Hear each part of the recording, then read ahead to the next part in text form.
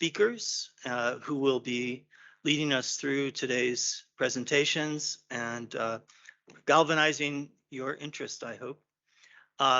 First up will be Jacinta Okwaro. She is currently with United Nations Environment Program as Technical Assistant Specialist and Country Support of the UNDP UNEP Poverty Environment Action Project. Jacinta is a longtime member of our community of practice. She formerly worked with Poverty Environment Initiative as a program management officer. And prior to that, I believe she was also with UN Women and has expertise, particularly on gender and agriculture. Following Jacinta's background and provision of context for the development of the new handbook, Steve Bass, a senior associate with the International Institute for Environment and Development and the principal author of Sustainable Development in Practice, will provide us with the core of this tour of integrating environment, climate, and poverty reduction using this interactive tool. Steve is a senior associate with the International Institute for Environment and Development. He is the past chair of the Development Assistance Committee's work on environment and poverty, having led a peer learning exercise in 2018 with the OECD Development Assistance Committee. And his biography is quite long, so I'll truncate it there, but you'll learn more about Steve's work by and by. And reacting to the presentation of the core elements of the new handbook is Dr. Ambrose Mugisha. He's the Development Management Specialist and the head of Development Partners Group for United Nations Development Program in Tanzania. So he will provide us with country perspectives on the application of the handbook for capacity building at country level, and we welcome him for that. Following that, we will turn back to John, our facilitator, who will help us listen to your reactions and questions that you might have about this project. And then I will return near the end of the hour to talk about the way forward and to give some concluding remarks on the further development of sustainable development in practice. So with that, if I may turn now to Jacinta, and please give us some context for this project and its products. Thank you. Thank you, Michael, and good morning, good afternoon, colleagues. I'm going to provide a brief background of the Poverty Environment Action Handbook and how the journey started during PEI and up to now the Poverty Environment Action. So the first handbook of the poverty environment mainstreaming was developed in 2009 in the initial stages of the Poverty Environment Initiative. And then we developed a revised handbook in 2015, and that was the second edition of the handbook, which was mainly focusing on the planning and budgeting aspects, as titled on the handbook itself, which is also currently on the website.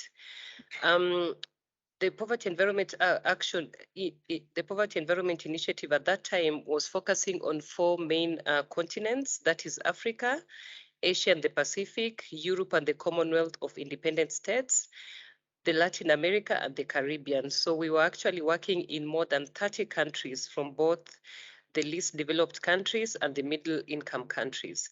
And the scope, as I've indicated, of the handbook was strengthening planning and budgeting processes.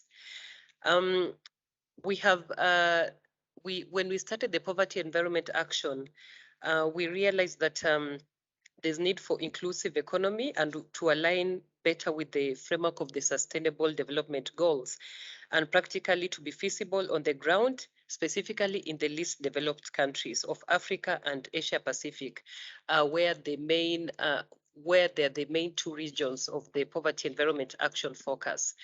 And that's why we have decided to develop or actually update the current Poverty Environment Mainstreaming Handbook.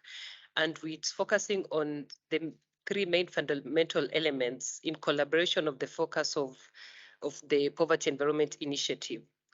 This includes the close alignment of public and private finance and investments with poverty, environment, and climate action to accelerate implementation of the SDGs. And the other focus is basically to deepen the efforts of integrated environment sustainability, of climate objectives for poverty eradication into development planning and budgeting and monitoring processes. So we are focusing on alignment, but also deepening of the efforts of integrated approaches. And then the other focus is to broaden the South-South cooperation partnerships and knowledge sharing to use integrated tools for sustainable development. During the Poverty Environment Action, we have had a lot of effort on the South-South collaboration, despite the challenges that we have faced in the COVID-19 pandemic, but we've managed to enable global and country-level South-South exchange activities that we actually believe that it will be a very good added value to the new handbook. So this new emphasis on the public and private finance for implementation of the Sustainable Development Goals demands that we take a fresh look of the PEI's programmatic integrated approach to achieving poverty reduction and a sustainable environment in light of the prevailing conditions in today's world and into moving into the Poverty Environment Action programming. And in the current situation, we have quite a number of crises going on in the globe. We have the COVID-19 crisis, we have the climate crisis, and the current ongoing instability in Ukraine. There's a new political economy that has emerged, bringing a new and urgent challenges that need to be addressed. Many decisions need to be made to tackle linked climate, nature, and poverty emergencies following the ongoing pandemics. As the Poverty Environment Action Handbook seeks to demonstrate, an inclusive green economy can expand options and choices for national economies using targeted and appropriate fiscal and social protection policies, and backed up with strong institutions that are specifically geared to safeguarding social and ecological flows. So we believe that the new knowledge that is incorporated in the new handbook that you're going to listen to this afternoon has experiences that cater to the ongoing crisis and provide solutions to ongoing challenges that the globe is experiencing. And we hope that we are going to learn from it, and we are going to be able to know how to apply it, not just in our programming, but also in other programming, in other partners' programming. So I hope that you now understand the background of the handbook that you're going to listen to this afternoon. And I wish you good deliberations. Thank you. Over to you, Michael. Thank you very much, Jacinta, for that brief overview, background on the development of the handbook. I'd now like to turn to Steve Bass, who is coming to us, I believe, from Oxford, United Kingdom. Steve will introduce the tour, as it will, of the new interactive handbook. Steve, I turn the floor over to you, please. Thanks very much, Michael and Jacinta. Let me now share a screen. That's brilliant. Thank you. Well, good morning, afternoon, evening, everybody. Let's get stuck in. I mean, how do you make a tour of a guide? I mean, I was thinking a handbook on gardening, a handbook to your car. It's not the easiest thing to do, but I hope to be able to do this in the next 15, 20 minutes. So why this new guide? Well, Jacinta's just said, we still have these complex problems, these wicked problems facing the world. Poverty environment problems are famously wicked. Single issue approaches to them don't often work. In fact, they make the problems worse. So many of them are entrenched. But on the other hand, we've had this amazing PEA legacy, many documents, thousands of pages I've had to look at of lessons, evaluations, case studies, lots of guidance that have been proven for tackling these complex, mixed, wicked problems. This is a huge investment by the donors, PEI and partners over the years. It's been a great privilege to explore them, and I thank PEA for the opportunity to do so. 18 years and 4 continents, it really is time to share it. And why? Because now there are new opportunities that weren't there when PEA began. The SDGs, the NDCs, green economy, these are calling out for integrated approaches to poverty environment. So there is a demand. Poverty environment used to seem abstract, but there are now these initiatives that are calling for that integrated approach. And there's an imperative, as Jacinta's just said, there are all sorts of really urgent decisions being made by governments, by aid, by the UN on post-COVID recovery, on where best to spend in times of debt, how to get that security of food and energy. So there's an appetite. So I've tried to help bring all this material together into about 100 pages instead of thousands to help us, as Anne was saying yesterday, accelerate progress, get to the last mile and write it for a broad audience. So that's why we did it. How did we organize it? Well, we sort of organized it. We decided to do so around the sort of typical policy cycle or decision-making cycle. So Chapter 1 talks about why this integrated approach, why we must bring solutions and stakeholders together.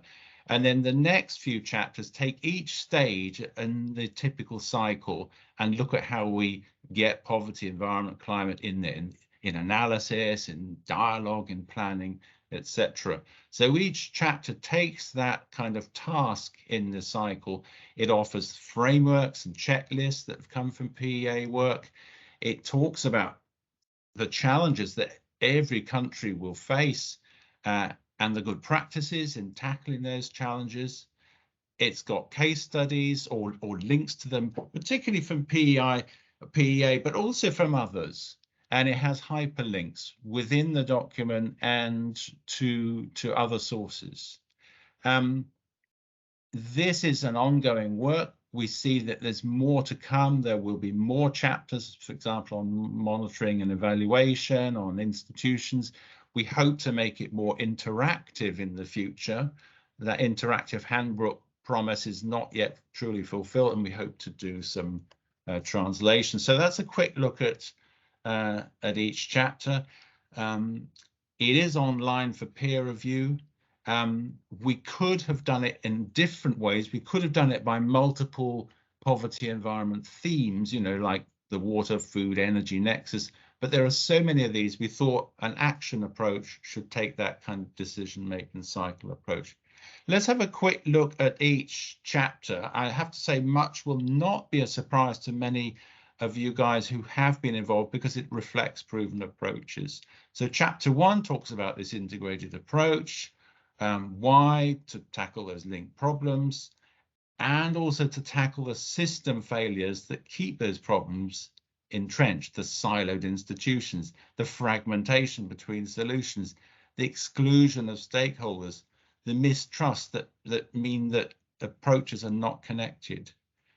It also traces all those international agreements from the first Conference on Human Environment in Stockholm right through to now, every one of which calls for an integrated approach, but that approach has been elusive, except for examples such as PEA has achieved.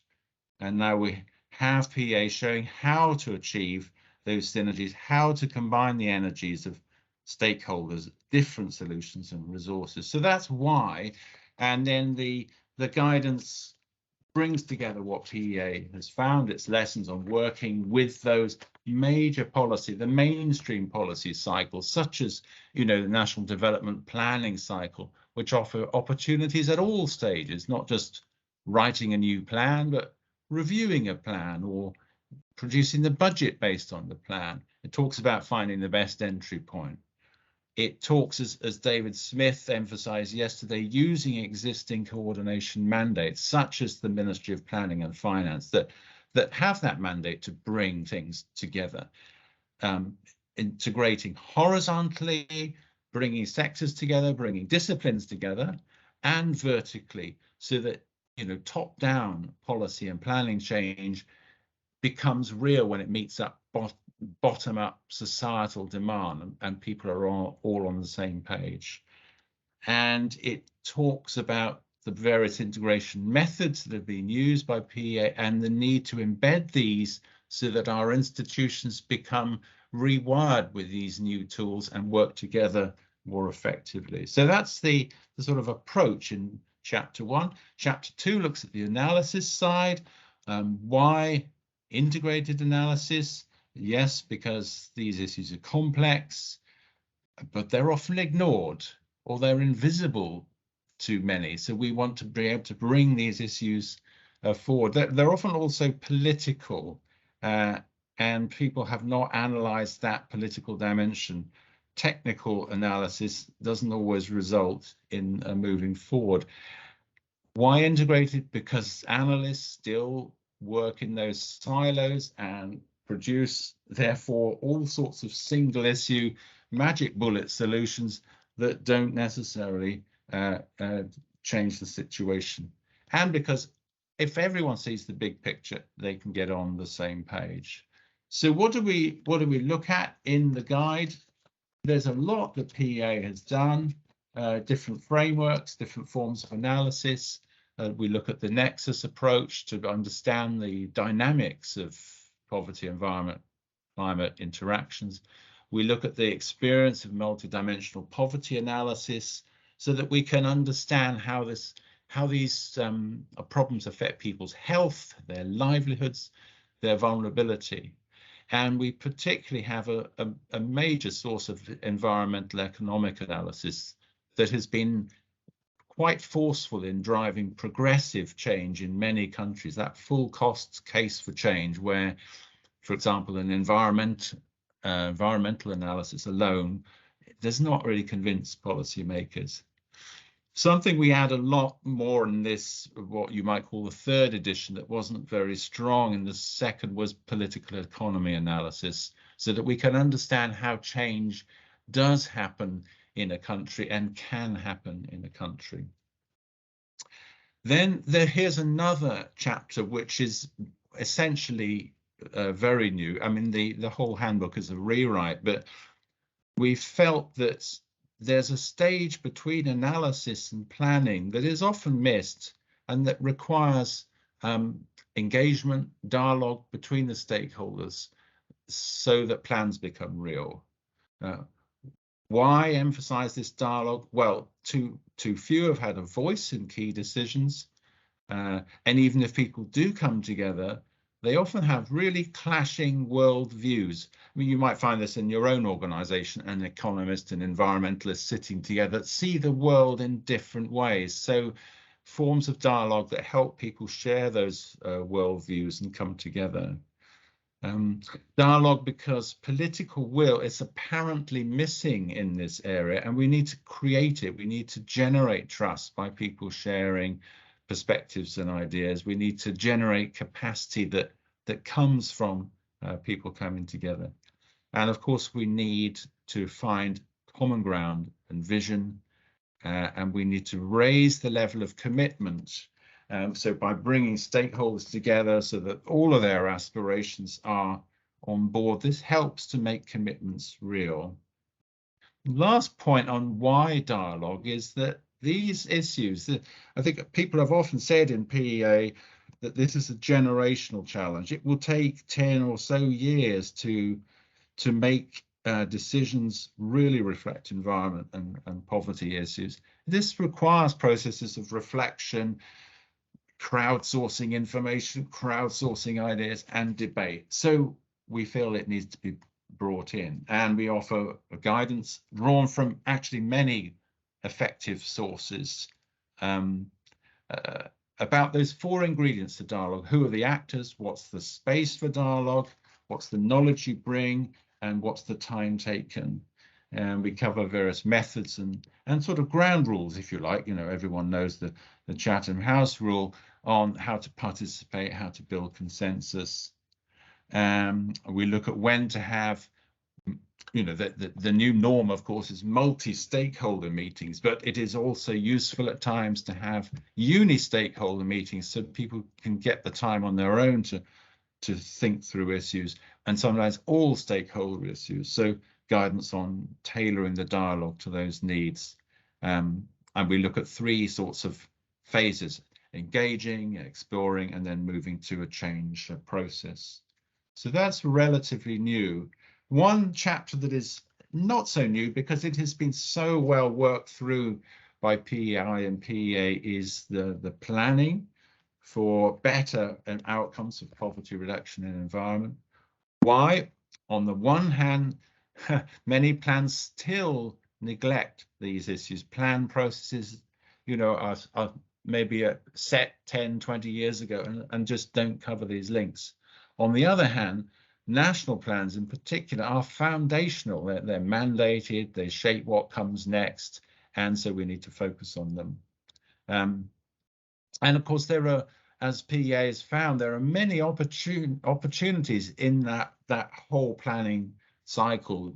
You know, mandated reviews, mandated working groups, and many are now, partly because I think of SDGs, green economy, and all these newer approaches, they're actually beginning to ask for inputs. So there's opportunities there.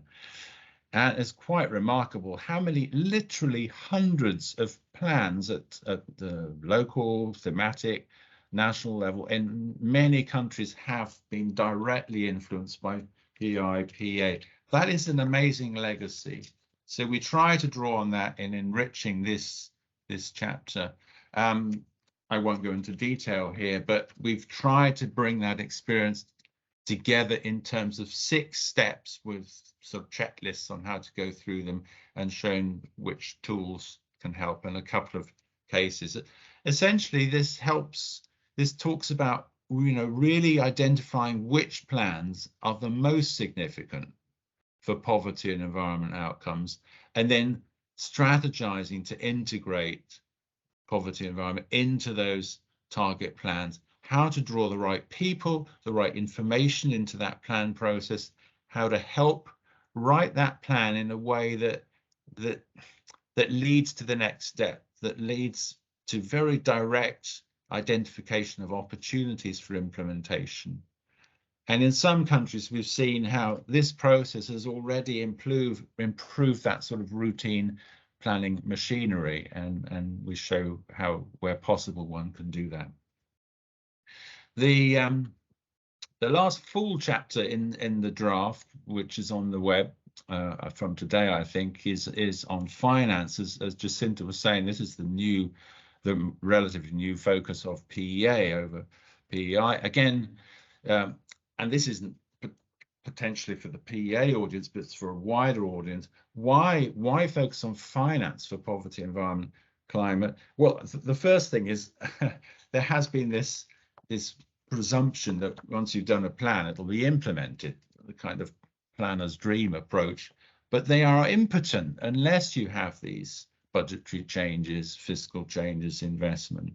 We need not only the quantity of finance to address poverty, environment outcomes, but we need a quality. The amount and the terms of finance will shape the impact in terms of poverty, environment outcomes. And we have a situation now where finance is really dynamic. It's quite exciting in some ways. We have so many new bonds and others that are addressing the need for sustainable finance. They're new, but they're slightly inconsistent. So we touch on, you know, what's going on and what are the opportunities in the guide. But more than anything, I think we focus on now's the time to shift from that. Well, in the world of finance, there used to be a sort of denial of environment and social problems through to a kind of safeguard approach. And now is the time to do more good. And we offer guidance on how one can get a progressive case made on poverty environment outcomes. So the guidance covers a lot of tools and techniques that PEA has proven around the budget cycle, that whole process from formulation to oversight and review, the fiscal process, and these new areas of sustainable finance. Many of these things will be familiar to participants here, but that whole process of rethinking budget circulars and coding and tagging, the links to reviews of how public expenditure on environment, climate has achieved or not achieved good outcomes, what are the revenue changes, what taxation changes, all of these are now becoming, must-have instruments. And so we offer guidance on many of those and links to those specialists who make this a reality in today's exciting areas of finance development. Finally, we have a short chapter on communicating, and this I've been really pleased to be able to work with Michael Stanley Jones, PEA's expert in comms. Again, why comms? Why is it a priority here? It's interesting, you talk to people about poverty, environment, climate issues, and they look quizzical. What does this mean? We know they're critical, but they do seem obscure. So we need to be able to explain them better, even if there's now a more open audience interested in integrated SDGs. Also because communications is too often thought of as just publishing a report or a press release, whereas it is much more than that. It helps to lubricate the whole process of poverty environment integration. On the one hand, getting it right can make these issues feel very real. Every stakeholder feels the burn, and not just poor people on the ground. On the other hand, the communications in successful PEA work between the stakeholders, between the stages of the cycle, has been able to bring people together. So it's that kind of glue. So we feel a real focus on communications is going to help here. And we offer some guidance here. Firstly, on the 5 basic roles that people often confuse this and only go to the last one, producing products. But there's the need to reach the people, to catalyze engagement. Secondly, there's the need to kind of raise the whole profile of poverty, environment, climate, so it is top of mind and clear to people. Thirdly, sharing that huge amount of information efficiently, the knowledge management side. And fourthly, influencing and making the case, as well as producing products. Michael's got some good sort of basic key messages that people can use. We have the tools that are right for different stakeholder groups, and we have sketch strategies for target audiences such as ministers. So look, I mean, that's a quick look at a guide. As I say, handbooks are not easy to summarize. It is the start. There are new chapters coming up. We're looking at monitoring and evaluating that integration, both in terms of how well are we doing in the process of it and the actual outcomes.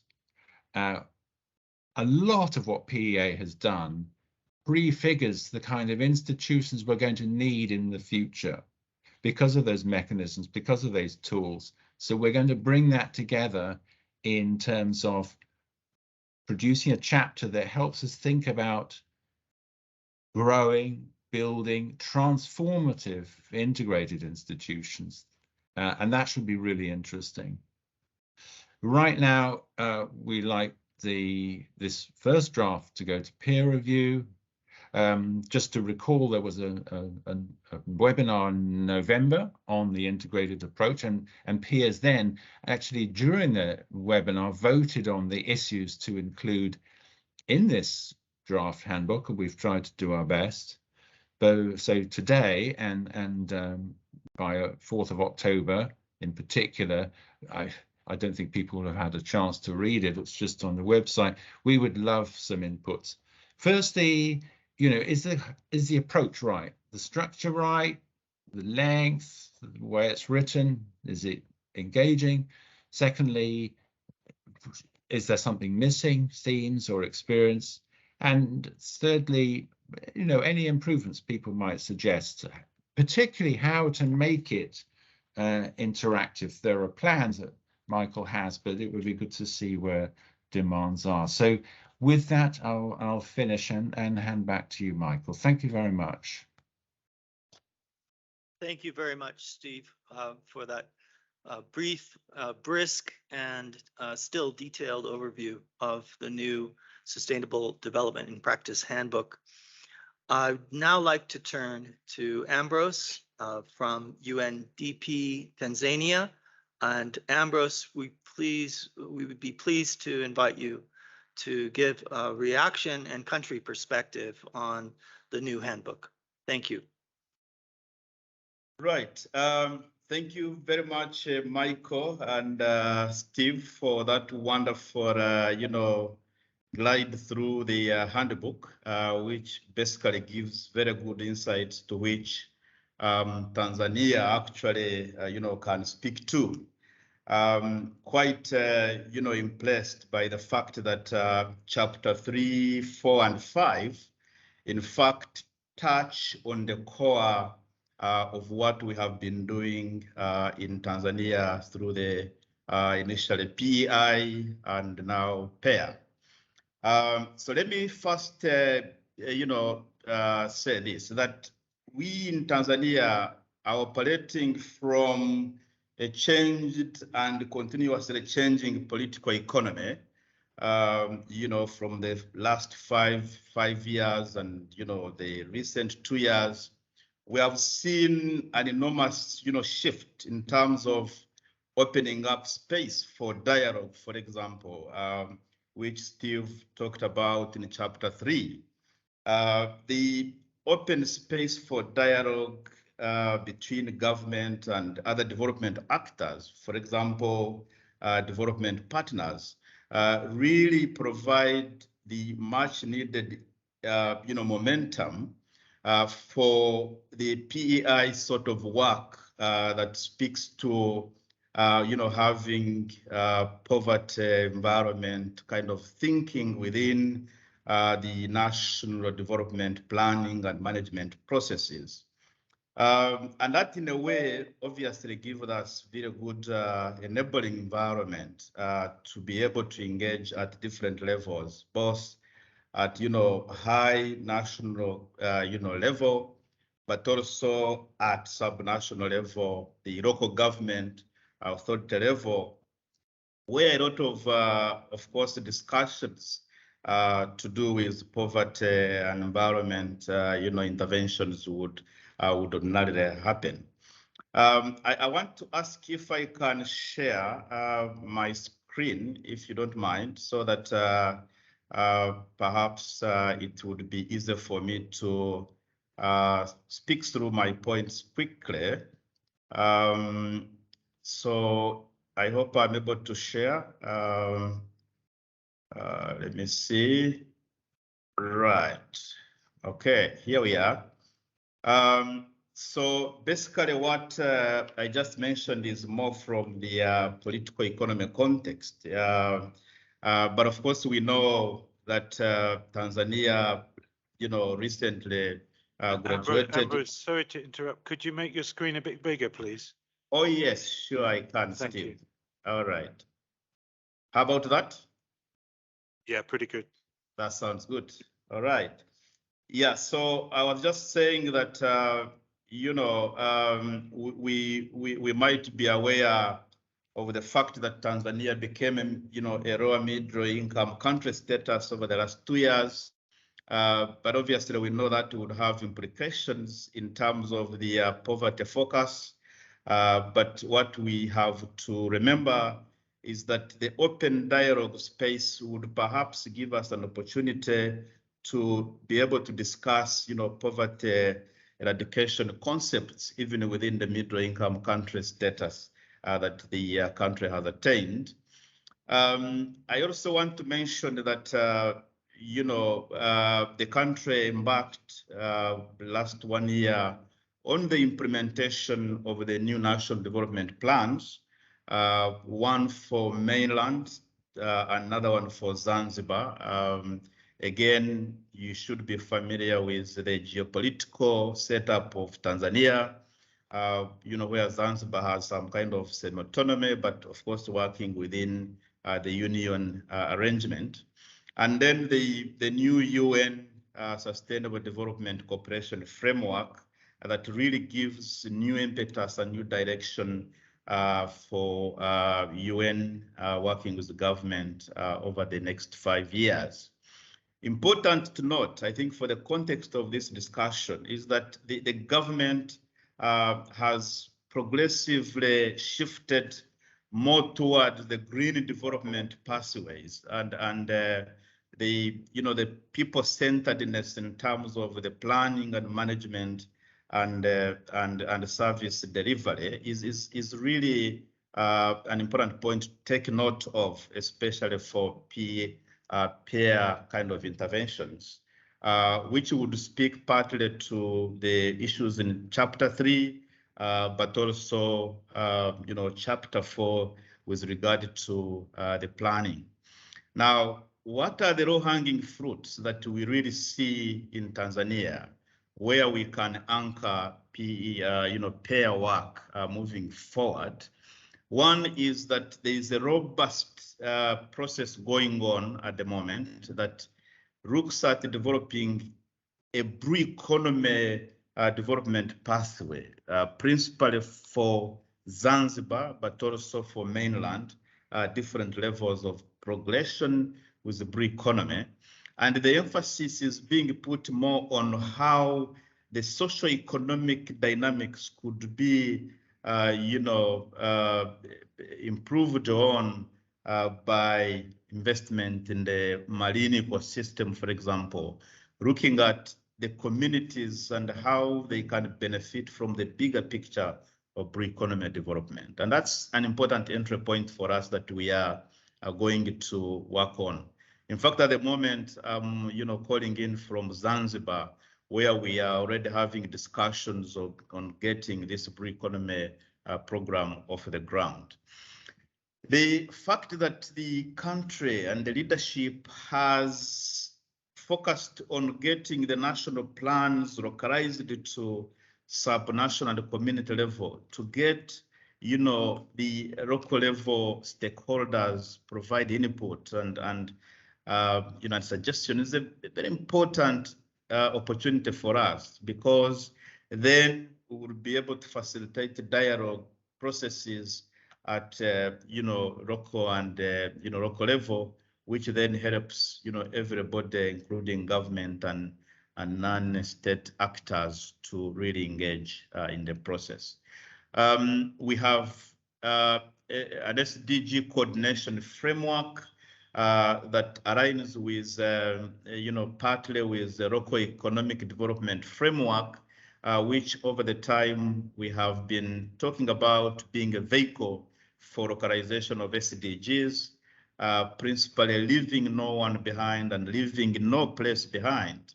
Now, for us, again, this is an opportunity for embedding in the poverty, environment, climate change, outcome orientations, and which then speaks quite closely to chapter 4, principally. And that, the idea of the public-private community partnerships. Again, this is an important new emerging, concept that government has been, working on the public-private partnerships over the last so many years, but they have recognized the importance of bringing in the communities within the partnership.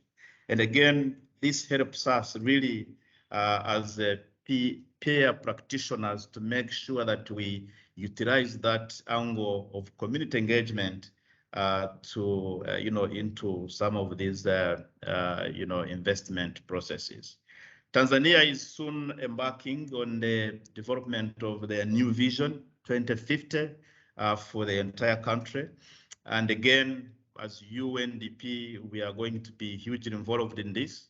And I think then that also provides us a good entry point in terms of advocating for, the poverty, environment, climate change nexus, thinking within this in the long run, considering that climate change is obviously one of the issues that the country is already grappling with.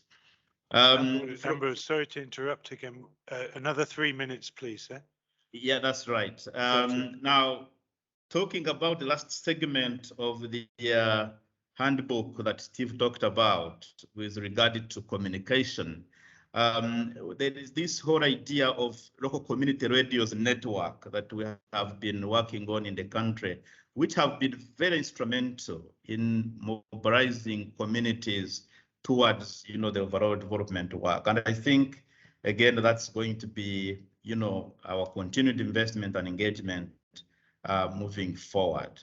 The innovative financing process that we are supporting as UNDP, I think that, again, speaks to Chapter 5 of the handbook with regard to supporting government in exploring different financing options and alternatives.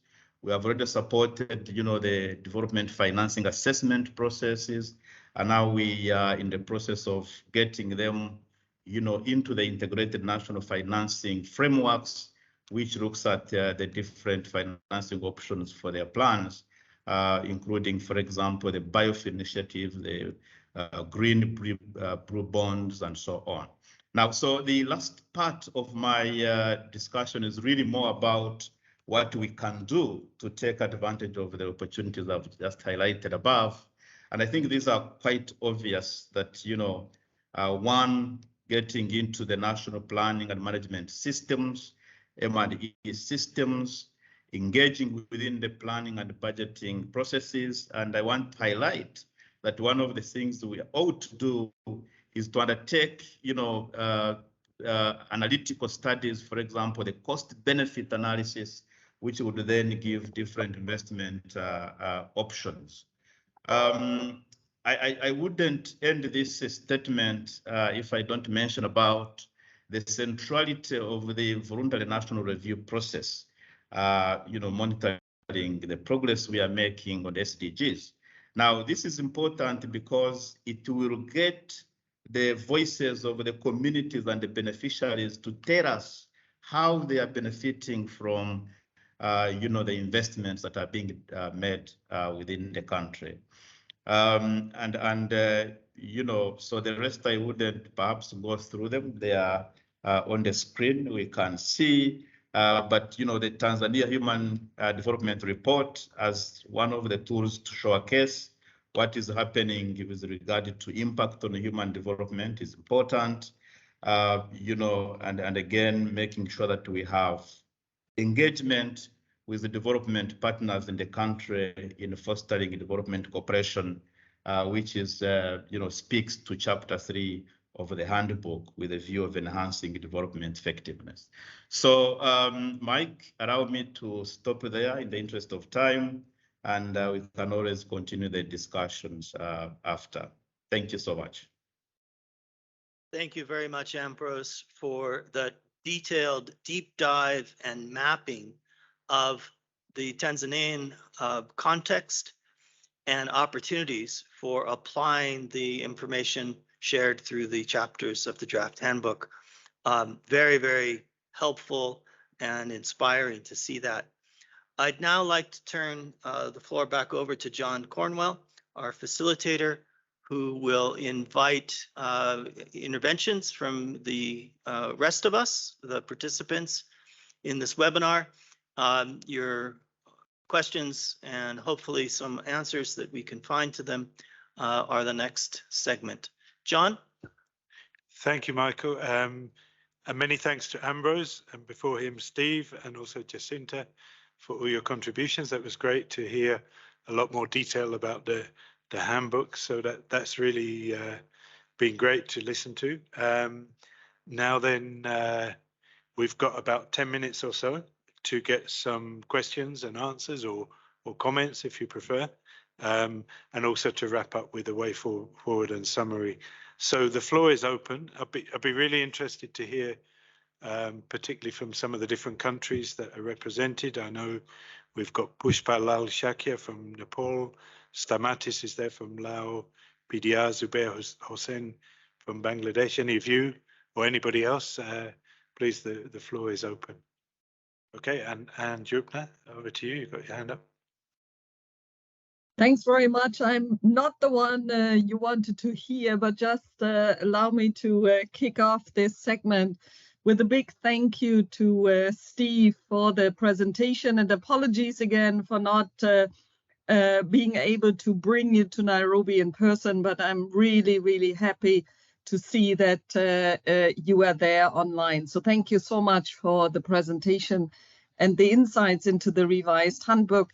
My question to you, Steve, is based on all the rich experience, particularly also under PAIR, where we have tackled new areas of work, how have you been able to integrate some of this, the new questions and the new experience through very concrete examples into the new handbook? So that's my question to you. And before I close, just to say a big asante sana to Ambrose for his thoughts and his reflections on the possible further use of the handbook. Thank you. Over. Thank you very much, Anne. Maybe before we get the response, let's see if there are any other comments or questions. Cheston, would you like to come in? Thank you very much, and a huge thank you to Steve, to Ambrose, to Michael for allowing us this hour of getting to know the handbook. And of course, I think the points made by you, Steve, about the usefulness and even the fact that the way the world has changed and how much more use this information is now in the handbook is quite clearly taken. What I also like about it, as you highlighted, is the fact that you now have the communication about this issue also embedded in the handbook. Because I think this is something we all struggle with, and I at all levels when we work and and we ourselves are in the poverty environment policy field, it becomes, of course, something that we understand, and it becomes something that we also really realize how critical it is. At the same time, conveying that importance of the work that we do, conveying also within our organizations how we integrate it now into other fields of work, be it in the environmental field or development field, is still a bit of a struggle. And I'm hoping that this handbook can make it a bit easier for us to also, as the 5-6 points that were there, it's about advocacy, but it's very much about the visibility and trying to convey the message in a way where the receiver of the message, their eyes don't blank over and you find yourself struggling to convey the message. So really wanted to thank you very much. And as Anne said, we are not the ones to speak. It would be really interesting now to hear from countries online, from the users of this handbook. Is this helpful? And how will you be using it? Thank you very much. Thank you, Cheston. Thank you. Yeah, so any other comments or questions, reactions?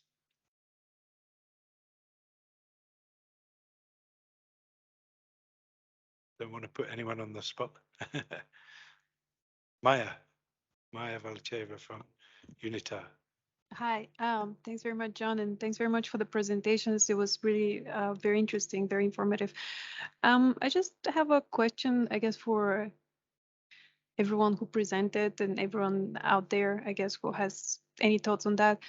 If sky was the limit, how would you like to have the handbook represented and delivered to different audiences in the future to ensure that they use it in the way that it is intended to be used? And I think that there's already a lot of thinking has gone in that direction. So it's not going to be produced simply as a printed report, but it's going to be put online in an integrated format, interactive format. So that I think that's already a big step forward. But for the people who have spent so much time actually thinking about that book, what would you think would be the best way to actually deliver it to the right audiences in the future in the countries? And also thinking about those different linkages to different other initiatives and that exist out there on green economy, on SDGs. How can we utilize those synergies, I guess, in practice? Over. Thank you very much, Maya. So I think let's get some responses from Steve now, and then we'll hand over to Michael for the wrap up. So Steve, please. Yeah, thanks, John, and thanks for those questions and points. I mean, just on Maya's point there, the sky was the limit. I would try to mainstream the handbook contents. In other words, I would produce something specific for the green economy audience, for the SDGs audience, the NDCs audience. If these are the areas of potential demand, let's hit them with, we can resolve your planning, your monitoring issues. So bespoke documents to speak directly to those challenges. When the UN set up its page, Partnership for Action on Green Economy, a few years ago, I thought, oh my goodness, to achieve Page's aims, all of the PEA added value USPs ought to come forward. I mean, and potentially some of that has been done. That Page is shaped around your lessons on, how economies can thrive through people and nature thriving together. So bespoke stuff. Well, obviously with a bit more video, talking heads. The Rwanda video yesterday was superb. More of those, fantastic. And those people, the Green Economy Coalition has a great communications department. Page does too. All the SDG initiatives. Talk with the comms people. Now, Anne's point, that's an interesting one too. In what was put in the handbook, I was determined to make sure that it was well documented, proven, proof of concept, the impacts were good, that we weren't just collecting, the current latest ideas. So when people look at the handbook, they can be pretty sure that the methodologies, the tools are going to basically work. But we've also promised it to be a living document. So as well as looking back on what really worked over those 18 years, it might be useful, picking up Anne's thought, to have, I don't know, tiny mini boxes on current work that make it more live. Right now, look, you look at what Ambrose was saying, all those things in Tanzania, I didn't know about that. I'm excited by those. So maybe little links. Currently in Tanzania, we're trying this. So to make the thing not just look like built on the past, but relevant to the future. And listening to Ambrose, I was excited by that because he was forward looking. It made me think, yes, as the Tanzania experience grows and they make use of those low-hanging fruit for applying the handbook, and we're informed by these big challenges. I mean, I noticed the first one, mainstream poverty environment and national monitoring and evaluation frameworks. Well, that's the new chapter that's coming out soon. That is a great challenge. It made me think that it's not just the handbook that matters. The handbook is a focal point, a foundation, something we can all have in common. As important as the handbook is the community of practice, knowing what Ambrose is doing in Tanzania, knowing what's coming up in Laos, sharing that experience. So I know PEA is coming to a close as a formal program, and we want to draw the legacy together in a living handbook. I really hope that we have plans to keep this community going, to support one another, to share the latest, and then reflect that latest in the handbook when it's been properly evaluated. Sorry, a bit too many points for me, and maybe I missed some, but I really appreciate those reactions. Thank you. Thank you, Steve. Yeah. So, Michael, you've got a lovely task of about a I minute have and a half to do it in wrap about up. 90 seconds, but Yeah. thank you very much for the questions and for Steve, your response. I wanted to recognize a colleague of ours, a former member of the Poverty Environment Initiative team, Alex Forbes, in the chat, has also suggested that we could highlight UNFCCC national adaptation planning processes and CBD NBSAPs, I think that's biodiversity related, as sharing the mainstreaming approach and tools targets. I wanted to thank Ambrose, Steve, and Jacinta for their contributions, and quickly cover some ways forward. First of all, to repeat the invitation to review and provide comments or suggested additions and evidence to the handbook. And you can do that if you look in the chat on the PEA4SDGs.org website. There's the direct link to the handbook draft chapters. Kindly send those comments to Cheryl Delaporte and Kenneth Kioe, our staff members who will be harvesting your comments, and please cite chapter and section number so we don't lose track of where your comments go. The interactive handbook, as you've heard, is a living document. It'll be expanded as we incorporate new lessons learned, stories of change, impact stories, and thematic chapters, as Steve has outlined. The interactive handbook is staged on a dynamic HTML web page, pages. So that's hypertext markup language for those of you who like that sort of thing. And this allows us to easily incorporate new material, evidence, case studies, references, hyperlinks to other sources of information in the handbook. So that's the difference between being an ebook publication on PDF and being dynamic HTML based.